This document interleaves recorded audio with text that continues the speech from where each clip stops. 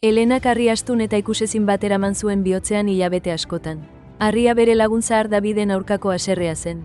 Davidek akats bat egin zuen, Helenari diru asko kostatu zitzaiona eta ezin izan zion barkatu.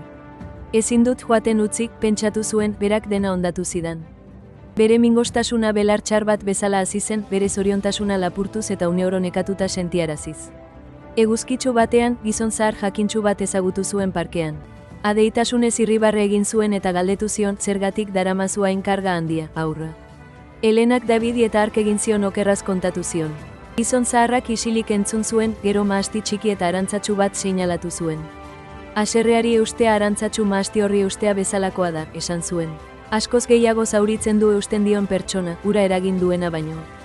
Hau esan zion, barkamena ez da Davidentzat oparia. Zuretzako bakearen oparia da, aske izatea merezi duzu. Helenak bere hitz sinpleetan pentsatu zuen.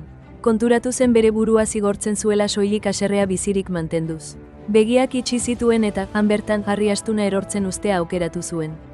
Egun hartan, Helenak hilabeteetan ezagutzen ez zuen arintasuna sentitu zuen.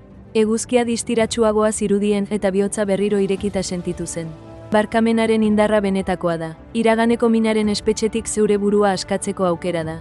Barkatu zure onurarako eta benetako bakea aurkituko duzu. Ez itxaron, hasi zure askatasunerako bidaia gaur. Mesedez, eman izena eta iruzkindu zure sendatze istorioarekin, basku erepo, erabiliz.